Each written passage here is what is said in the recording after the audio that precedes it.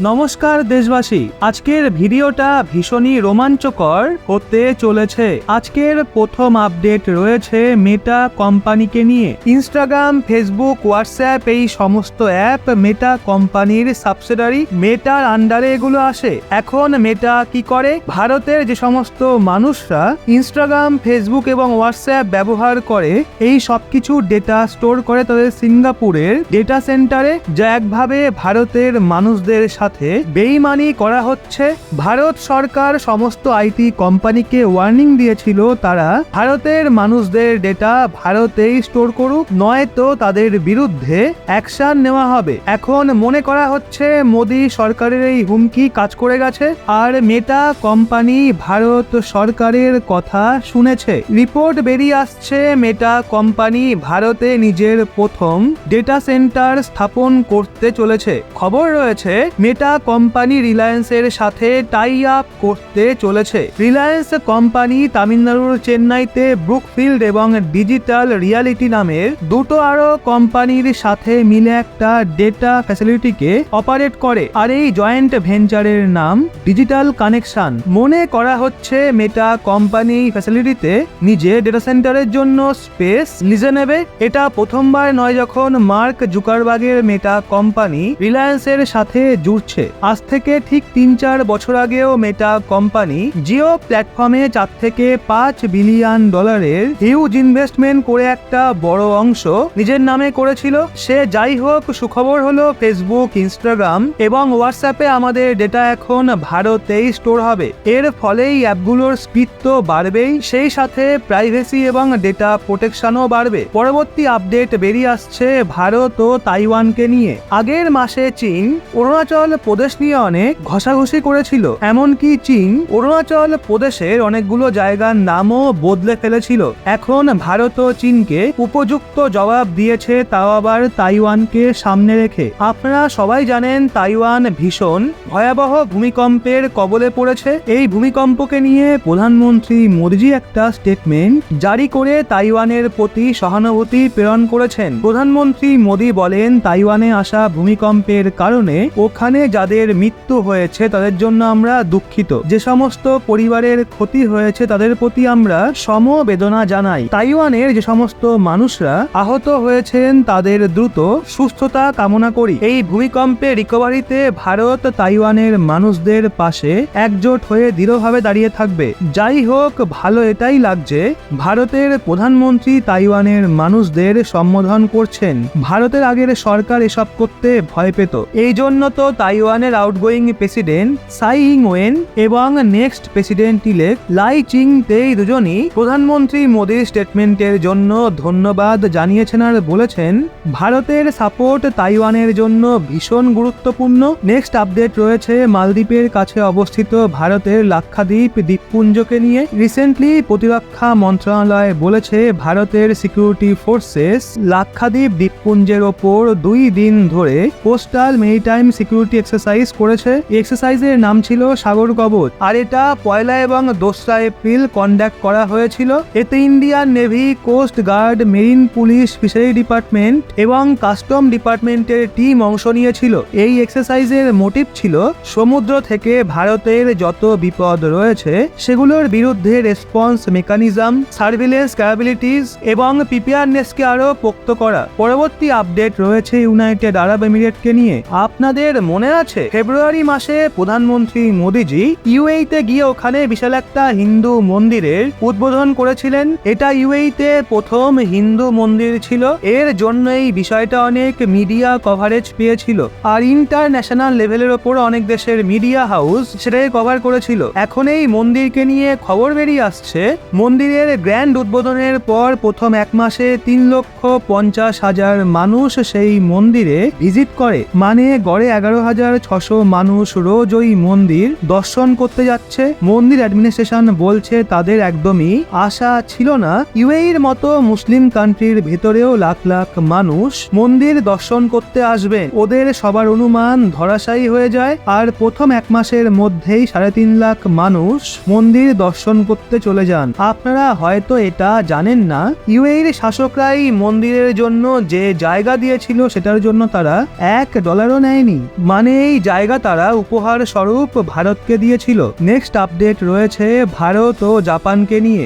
জাপানের সরকার ভারতের নাগরিকদের জন্য ভিসা সার্ভিস শুরু করার সিদ্ধান্ত নিয়েছে। এখন জাপানের এমবেসি বা জাপানের কনসুলেটে গিয়ে ফিজিক্যাল ভিসার জন্য অ্যাপ্লিকেশন প্রসেসের সমস্ত ঝঞ্ঝাট শেষ হয়ে গেছে। ইএফএস গ্লোবালের ওয়েবসাইটে গিয়ে ভারতের যে কোনো নাগরিক দেশের যে কোনো কোণা থেকে অনলাইন নিজের ডকুমেন্টকে সাবমিট করে জাপানের ভিসার জন্য সহজেই অ্যাপ্লাই করতে পারে, যার পর জাপানের এমবেসি বা জাপানের কনসুলেট একটা বারকোড রূপে ভিসা ইস্যু করবে। আর এই ভিসার ভিত্তিতে জাপানে 90 দিনের সিঙ্গেল এন্ট্রি হবে। মানে এই ভিসার মাধ্যমে ভারতের যে কোনো নাগরিক 90 দিনের জন্য জাপানে থাকতে পারবে। এটা সত্যি পজিটিভ একটা ডেভেলপমেন্ট। এবার পরবর্তী আপডেট রয়েছে ক্রুড অয়েলকে নিয়ে। সৌদি আরবের স্বপ্ন সত্যি হতে দেখা যাচ্ছে।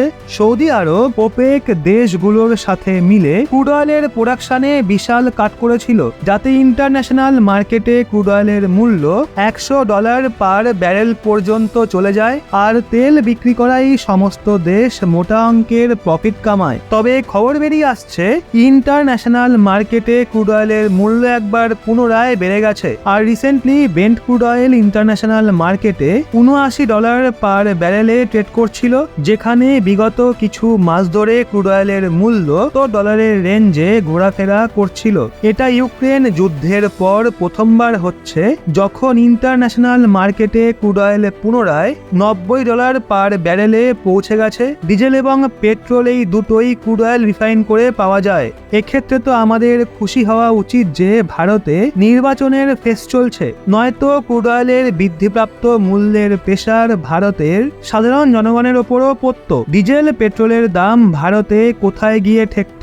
মনে করা হচ্ছে রাশিয়া সৌদি আরবের কথা শুনে ক্রুড অয়েলের প্রোডাকশনে কাট করা শুরু করে দিয়েছে। তার উপর আবার গরম বাড়ছে, আর গরমে ক্রুড অয়েলের ডিমান্ড অটোমেটিক্যালি বেড়ে যায়। এখন ডিমান্ড বাড়বে কিন্তু সাপ্লাই লিমিটেড হবে, তো সেক্ষেত্রে ইন্টারন্যাশনাল মার্কেটে ক্রুড অয়েলের দাম বাড়া তো স্বাভাবিক। নেক্সট আপডেট রয়েছে আমেরিকা এবং ভারতকে নিয়ে। আমেরিকা ঘোষণা করেছে সে তার ন্যাশনাল সিকিউরিটি অ্যাডভাইজার জ্যাক সুলেভানকে পরের সপ্তাহে ভারতে পাঠাবে। এখানে এসে তিনি ভারতের national security adviser Ajit Doval স্যারের সঙ্গে একটা মিটিং করবেন এবং সিকিউরিটি সম্পর্কিত অনেক বিষয় নিয়ে আলোচনা করবেন। এখন দেখা হলে ভারতে ইলেকশনের মহল রয়েছে, কিন্তু তাও আমেরিকা নিজের এনএসএ কে ভারতে পাঠাচ্ছে। রিসেন্টলি অরবিন্দ কেজরিওয়ালের বিষয়টা নিয়ে ভারত ও আমেরিকার মাঝে একটু মনোমালিন্য তৈরি হয়েছিল এবং তার আগে খালিস্তানি লিডার গুর পাতওয়ান সিং পান্নুকে নিয়েও দুই দেশের মাঝে অনেক টক্কর চলছিল। ভারত সরকার তো আমেরিকার ভারতে deputy chief of mission Gloria বারবেনাকেও নিউ দিল্লিতে তলব করেছিল। এখন মনে হচ্ছে আমেরিকা ভারতের সাথে ড্যামেজ কন্ট্রোল করার জন্য নিজের ন্যাশনাল সিকিউরিটি অ্যাডভাইজারকে ভারতে পাঠাচ্ছে। নেক্সট আপডেট রয়েছে গ্লোবাল ইলেকট্রিক কার জায়ান্ট এলন মাস্কের টেসলা কোম্পানিকে নিয়ে। রিসেন্টলি ভারত সরকার অ্যানাউন্স করেছিল যেই সমস্ত কোম্পানি মিনিমাম $500 মিলিয়ন ইনভেস্টমেন্ট ভারতে করবে, মানে $500 মিলিয়ন ইনভেস্টমেন্টের সাথে ভারতে ইলেকট্রিক কারের ম্যানুফ্যাকচারিং প্ল্যান্ট স্থাপন করবে। ওই কোম্পানিকে ইলেকট্রিক কারের ইম্পোর্টের ওপর কাস্টম ডিউটি এবং ইম্পোর্ট ডিউটিতে ছাড় দেওয়া হবে, যার পর এখন টেসলা কোম্পানি ভারতের এই নতুন ইভি পলিসির প্রতি ভীষণ ইন্টারেস্টেড। আর এখন কোম্পানি সিদ্ধান্ত নিয়েছে তারা মিনিমাম $500 মিলিয়ন নয় বরং $3 বিলিয়ন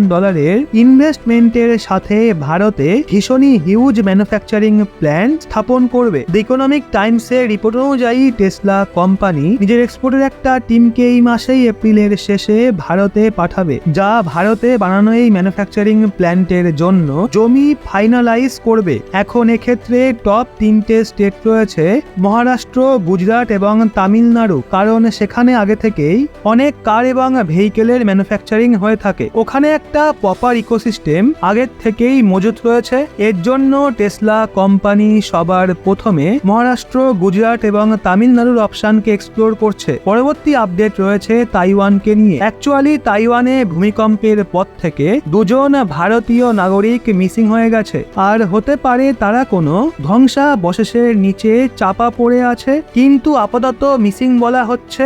আর সেই সাথে ভারত সরকার ইন্ডিয়ান জাপান তাইওয়ান অ্যাসোসিয়েশনের থ্রু তাইওয়ানের জন্য একটা হেল্পলাইন জারি করে ফোন নাম্বার দিয়েছে আর বলেছে যে সমস্ত মানুষরা তাইওয়ানে সহায়তা চায় তারা এই নাম্বারে যোগাযোগ করুক। এই যে তাইওয়ানে ভূমিকম্প হলো তাতে জানা যাচ্ছে আপাতত 12 জন মারা গেছে, 1000-এর বেশি মানুষ আহত এবং 50 জনের মতো মিসিং রয়েছে। আজকে লাস্ট আপডেট রয়েছে একটা ভাইরাল ভিডিও নিয়ে, যেটা বেরিয়ে আসছে ভারতের কাশ্মীর থেকে। এই ভিডিওটা নিয়ে মানুষজন সোশ্যাল মিডিয়াতে দু ভাগে ভাগ হয়ে গেছে। আসলে কাশ্মীরের গান্দারবালে একটা চিতাবাঘ জনবসতিপূর্ণ এলাকায় ঢুকে পড়েছিল, যার পর ওখানকার মানুষরা ওই লেপারটাকে ধরার জন্য ওয়াইল্ড লাইফের টিমকে ডাকে।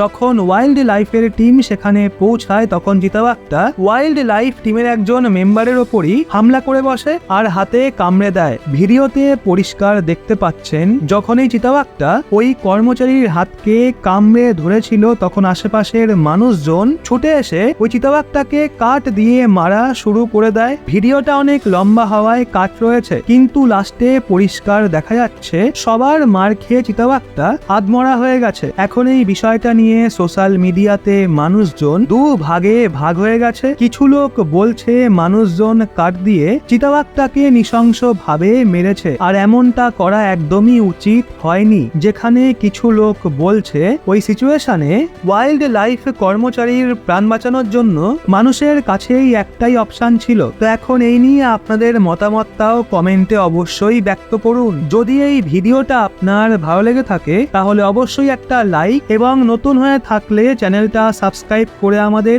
সঙ্গে থাকুন।